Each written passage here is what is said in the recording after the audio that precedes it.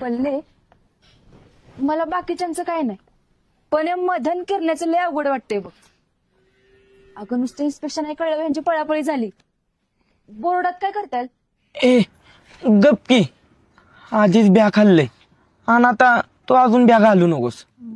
आणि तुला काय जाते बोलायला? तुम्ही लगीन करून जाल, संसार कराल, जमलं तर काम कराल, पण काम केलंच पाहिजे असं काही नसणार ना. नाहीतर आमचं फादर आता बसलं म्हणतंय पास झाला तर 11वी, नाहीतर सरळ कंपनीत जायचं कामाला. चुलत्याचं पोरगा आहे तिकडं, ते बी 10वी नापास झालं होतं. तरी बी त्याला मिळालं काम. अरे गोदामात ट्रकात पुती भरायला आणि खाली करायला कशा लागते 10वी नापास तरी? जाईल त्याला काम आहे. खाऊन पिऊन 8,000 पगार आहे बघ.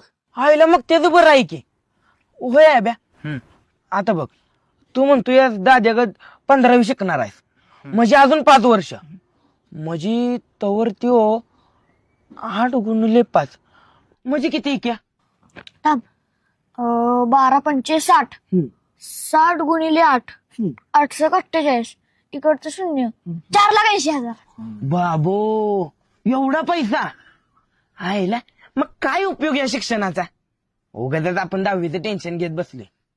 अभ्या, आपण एवढं शिकस्तवर तो 4,80,000 पगार घेणार, म्हणजे जवळपास 5 लाख रुपये कमी होणार. वाईट झालं वय.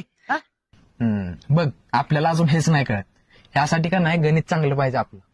आता बघ, मी 15वी केली, नाहीतर एखादा चांगला कॉम्प्युटरचा कोर्स करून का नाही एखादी नोकरी शोधली तर नाही म्हणलं तरी मला 30,000 चांगला पगार मिळेल.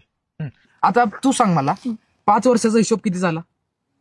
30 गुणिले 60, 1800, आणि इकडचं हे 0, 18 लाख. हा, आता वजा 4,80,000 म्हणजे 13,20,000. हा, म्हणजे त्यानं कमवलेलं ते वसूल